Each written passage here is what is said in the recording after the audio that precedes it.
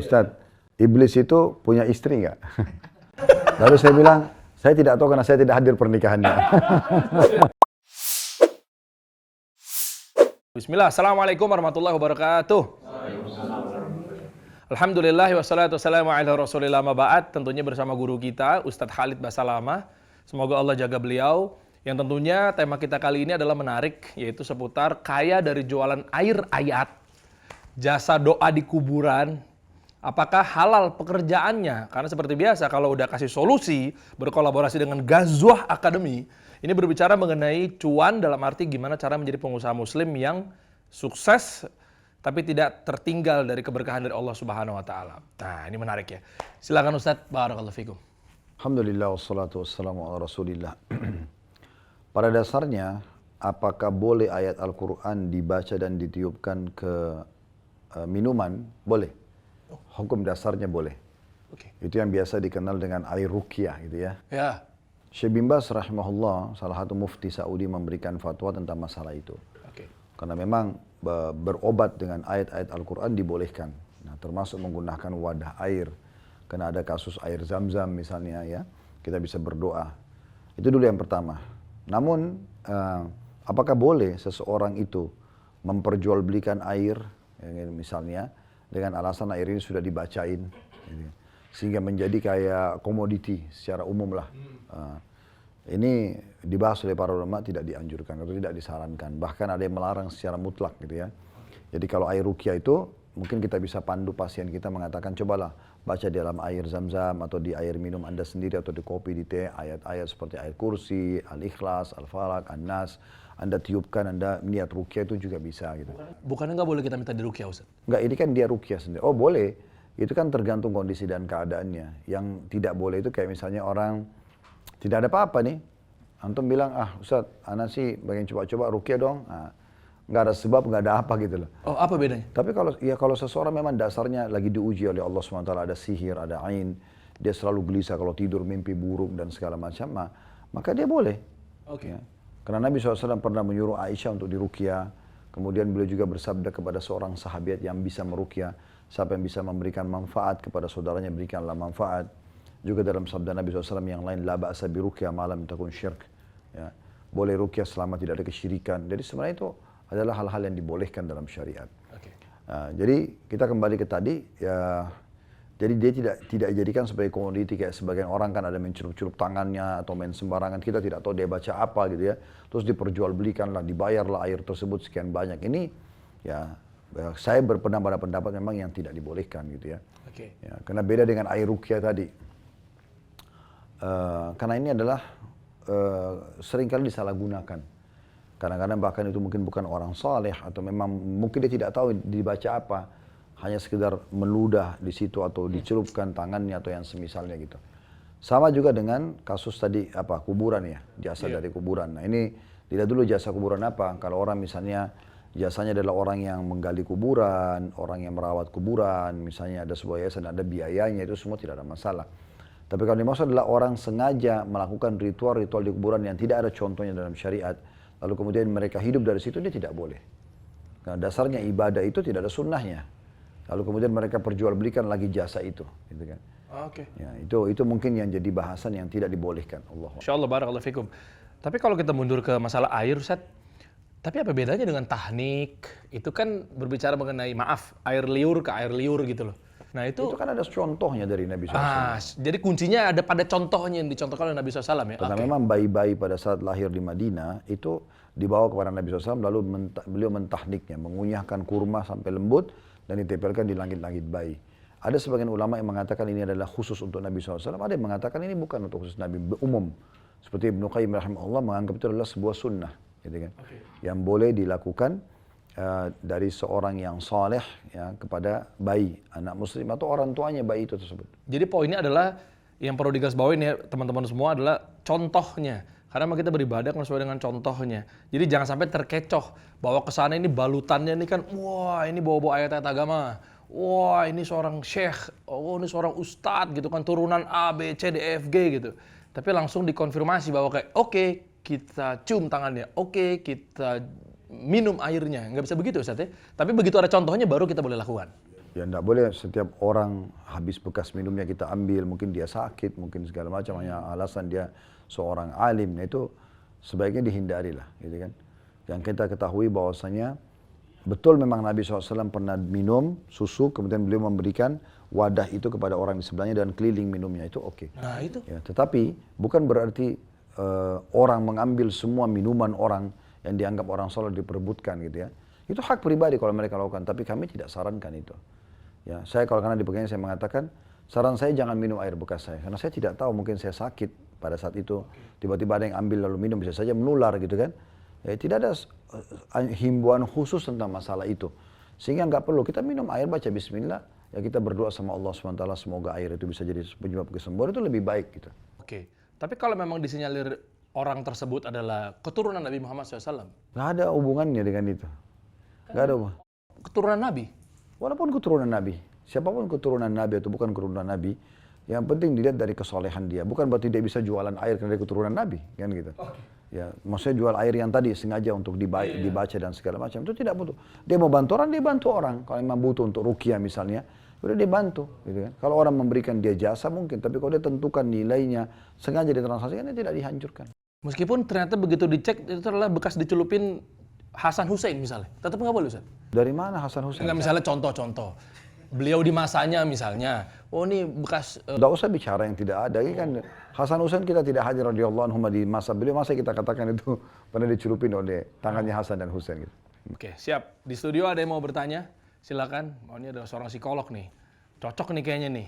Iya kan? Ya bener kan profesi psikolog kan? Siapa tahu mungkin dari alam bawah sadar dan secara psikologis ada ilmu-ilmu di luar dari istilahnya dalil atau ilmu-ilmu duniawinya. Sehingga kita kena, iya ya secara psikologis aja nggak masuk akal gitu. Silakan.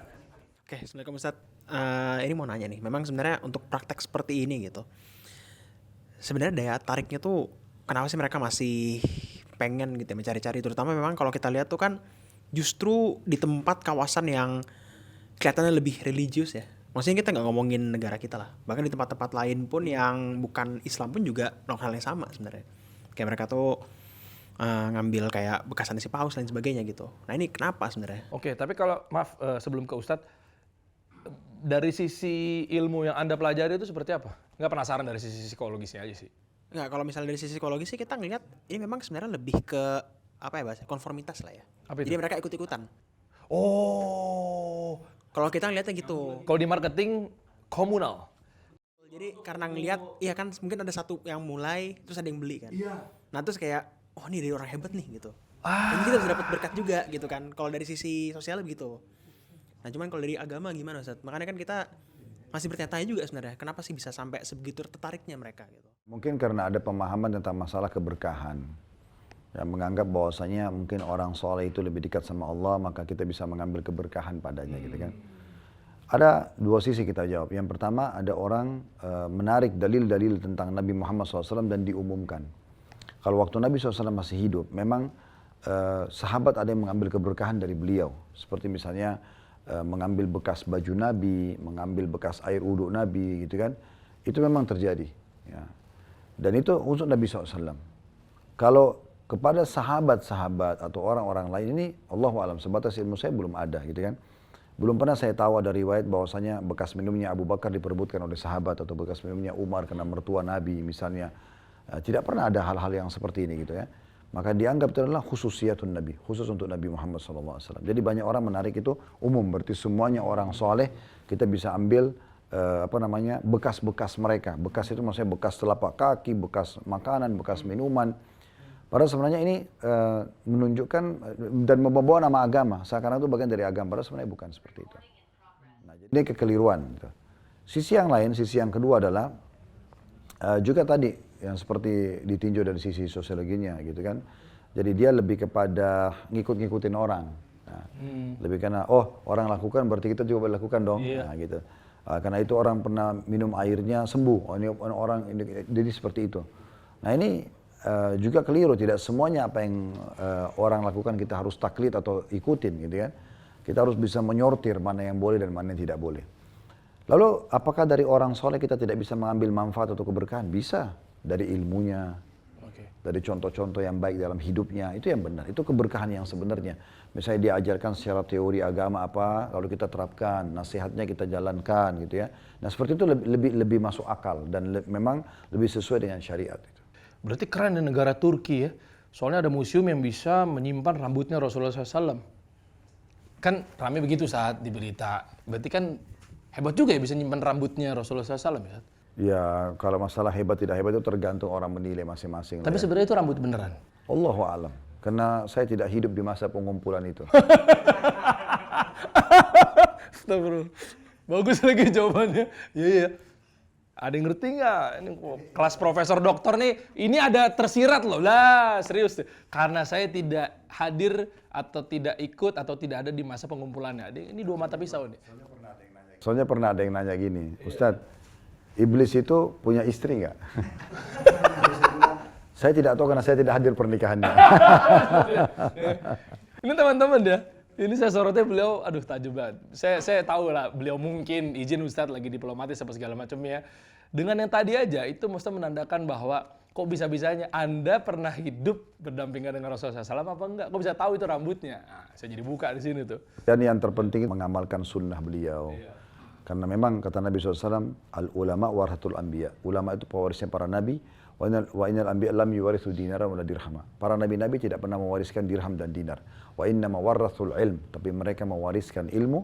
Wa man akhadha bihaddin wafir. Siapa yang mengambil ilmu tersebut, dia telah mengambil bagian terbesar dari nabi tersebut. Jadi sebenarnya yang terbaik adalah bukan masalah rambut nabi, bukan masalah baju nabi, tapi bagaimana Anda mengambil ajarannya, syariatnya yang telah Allah syariatkan, bebankan di pundak beliau untuk disampaikan kepada umat manusia. Masya Allah, barakallahu fikum. Percuma ada mungkin bekas peralatannya beliau, tapi kalau kita tidak menjalankan sunnah-sunnahnya, Masya Allah. Lewat Zoom ada yang bertanya, namanya Aldi. Kalau seorang da'i promosi air ruqyah, boleh diambil ilmunya? Boleh dibeli airnya? Aldi tajam sekali Anda. Ya, dan ini juga sedikit kita tambahkan. Jadi, saking banyaknya orang justru yang dikultus adalah peninggalan Nabi secara fisik. Iya. Akhirnya banyak orang ngarang-ngarang kan, ada sendal Nabi di Indonesia, betul lagi, ada rambut Nabi di Indonesia. Ini kapan dibawa ke Indonesia? Ya. Lah iya betul. Akhirnya orang datang, cium-cium, bayar, la haula wala quwata illa billah. Makanya fokuslah kepada ajarannya Nabi. Nabi bersabda tentang apa, penyampaian tentang perintah Allah untuk mengerjakan perintah, larangan untuk perintah untuk meninggalkan larangan, itu yang kita ikutin. Loh, bisa jadi kalau memang ternyata itu adalah bagian dari bentuk kecintaan dan untuk menjadi dari mana barang itu terbukti benar, valid? Iya kata gurunya. Nah kata, masalahnya itu. Katanya ini, gitu. Ya. Allah subhanahu wa ta'ala mengekalkan syariat Nabi Muhammad SAW termasuk hadis-hadis beliau. Sampai para ulama Allah bentuk sedemikian rupa tanda kutip di sini ya. Melahirkan seperti Imam Bukhari, Imam Muslim, Imam Abu Daud yang menata sedemikian rupa hadis disortir dengan baik. Dan sampai sekarang buku-buku sudah dikembang luaskan. Itu yang sebenarnya yang harus kita wariskan. Kenapa sampai sekarang panci atau wadah masak Nabi tidak tertinggal? Kenapa kan masih banyak di masa Nabi kan? Kenapa bukan itu? Karena memang Allah menginginkan yang kita wariskan adalah ilmunya beliau. Ilmu yang kita amalkan, itu keberkahan yang sebenarnya. Oh, Masya Allah. Jadi karena untuk kalau yang dibuka pintu ini, orang akan makin melebar kemana-mana. Orang akan menjadi, sebentar lagi muncul di sana ada sendal Nabi ini sendal Nabi yang keberapa, di tahun berapa, siapa yang buat, dan segala macam hal lah banyak. Dan terlalu berlebihan akhirnya, gulu ya, berlebihan sampai harus dicium, harus infak sekian dan sekian, ini akhirnya terlalu melampaui batas nantinya. Gitu. Tapi memang sebenarnya bentuknya memang begitu, Ustaz, sendal Nabi. Allahu a'lam, saya tidak hidup di masa itu. Kan ada kisah yang benar nggak sih, Ustaz? Ada yang menjadi pembantu Rasulullah SAW, Anas bin Malik ya, yang ikut bantu membenarkan sendal Nabi itu kali, Ustaz. Apakah ada riwayat dari beliau kali maksudnya? Tapi kan tidak ada penyebutan kalau sendal Nabi itu kotak misalnya atau Allahu a'lam ya. Sebatas ilmu saya mungkin sedangkal itu ilmu saya belum tahu. Ya. Nampak kok mungkin teman-teman ada yang pakai pecinya kan ada sebuah logo tersebut. Kalau untuk yang ada di Zoom itu seperti apa Ustaz tadi? Belum terjawab Ustaz, izin Ustaz. Yang kalau seorang dai promosi air ruqyah, boleh diambil ilmunya apa enggak gitu? Air ruqyah, dai-nya yang berjualan. Ya ini tidak dianjurkan, tidak disarankan untuk menjual air ruqyah gitu ya. Air ruqyah itu di saat orang pasien datang, dia butuh untuk ruqyah dan kita tahu sebenarnya dia butuh untuk diruqyah. Setelah kita komunikasi dengan dia ternyata memang ada indikasi sihir atau ain, kita bantu berjalan daripada hadis Nabi SAW, siapa yang bisa berikan manfaat saudaranya dia berikan manfaat.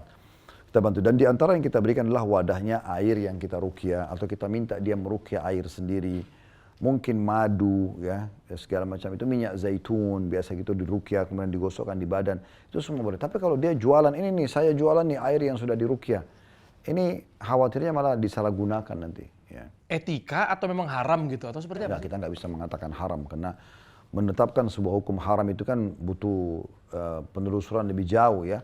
Tetapi mungkin karena saya yang ditanyakan ya, sebatas yang saya ketahui maka itu kami tidak sarankan. Jadi tidak perlu menjual air ruqyah. Kalau dia misalnya peruqyah kemudian dia dibayar karena jasa dia meruqyah orang, itu oke-oke saja. Mirip dengan orang mengajar misalnya. Tapi kalau dia jualan air ruqyah itu sebaiknya jangan itu. Oke. Ada lagi yang di Zoom yang mau bertanya seputar tema kita pada hari ini? Nah, yang tentunya adalah sebenarnya kita harus tahu ya bahwa sebagai pengusaha muslim gitu kan, betul kita semua tanda kutip dituntut untuk mencari cuan buat nafkah apa segala macamnya. Cuma kan memang jalur-jalurnya juga harus benar, nggak dikit-dikit peluang nih, dikit-dikit opportunity nih bisa diduitin apa segala macamnya. Nah, kalau teman-teman pengusaha, saran saya, misalnya pengen dapetin cuan yang benar-benar sebenarnya ini Allah ridho apa enggak sih? Sebenarnya ini mencapai keberkahan nggak sih? Nah, sebenarnya teman-teman bisa belajar. Ada wadahnya namanya Ghazwah Academy. Nah, ini tentunya dibina langsung oleh Ustadz Khalid Basalamah. Nanti di sini kita bisa belajar ya bagaimana cara menjadi pengusaha yang pengamalannya ya ilmu dunia maupun di akhiratnya itu adalah sesuai dengan Quran dan Sunnah. Dan juga dibimbing sama beliau juga. Saya pun alumninya teman-teman semua. Nanti insya Allah ke berapa Ustadz? Season ketiga ya berarti Ustadz ya? Season ketiga. Bukan cuma soal untung tapi juga soal halal, berkah dan juga arah bisnis yang benar. Ustadz mungkin bisa tambahkan mengenai Ghazwah Academy yang memang ilmu yang disampaikan selain memang yang kalau angkatan saya adalah 42 alasan kenapa muslim harus jadi orang kaya. Nah, mungkin nanti di season ketiga apakah temanya masih ada yang kemarin? Sebenarnya sih saya sama tim beranjak daripada ide pribadi sebenarnya, kemudian tim kami ajak untuk kumpul bagaimana kita mengembangkan dakwah dengan berbagai macam retorika. Jadi selain mungkin ada kajian yang monoton di masjid, misalnya kita kajian dengan model yang sama, membedah buku tertentu misalnya. Mungkin juga ada khusus untuk yang kita buat di Blok M itu inspirasi hijrah, antum pernah hadirkan dulu.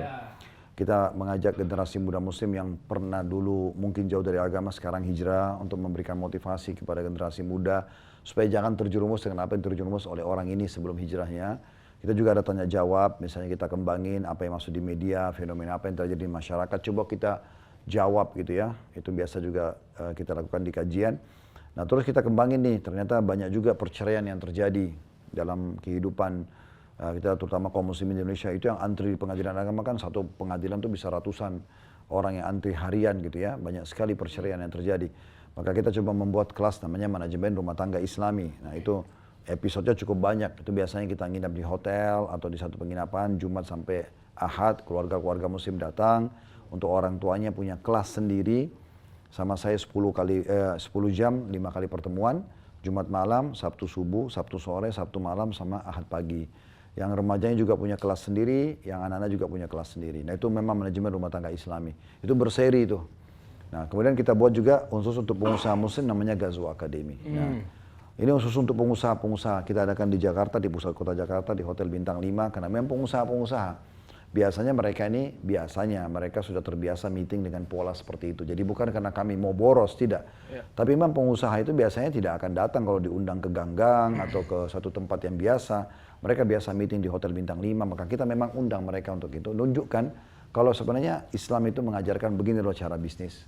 Nah, isinya 40 alasan, lebih 42 alasan kenapa kita harus menjadi seorang muslim. Keunggulan bisnis dalam Islam dengan contoh-contohnya. Jenis-jenis transaksi yang dibolehkan, mudarabah, murabaha, dan contoh-contoh yang lain. Kemudian jenis-jenis yang diharamkan, riba, gharar, kezaliman, dan seterusnya. Itu semua yang kita rincikan. Supaya nanti seorang muslim, pengusaha muslim, bidang apapun yang dia tekuni, maka dia akan bisa mengambil teori-teori agama itu dalam bisnisnya. Gitu. Wah, Masya Allah. Detailnya ada di bawah teman-teman ya. Untuk season berikutnya, insya Allah di bulan nanti selepas Ramadan insyaallah. Setelah Lebaran berarti Ustaz ya. Detailnya ada di bawah, teman-teman tinggal cek aja deskripsi di bawah ini. Dan kalau pengen nonton tayangan-tayangan lainnya di Tarjil ya, ini spesial kolaborasi antara Kasih Solusi dengan Gazo Academy. Ada banyak cuplikan-cuplikan. Nggak cuma kami berdua teman-teman semua, coba cek deh di playlist kita. Panji Pragiwaksono, Baim Wong, Atta Halilintar itu pernah mampir ke sini. Yang temanya spesial, ada narasumbernya. Itu aja teman-teman, terima kasih yang ada di studio maupun yang ada di Zoom. Ya, jazakumullah khair wa barakallahu fikum. Subhanakallahumma bihamdik, asyhadu an la ilaha illa anta astaghfiruka wa atubu ilaik. Assalamualaikum warahmatullahi wabarakatuh.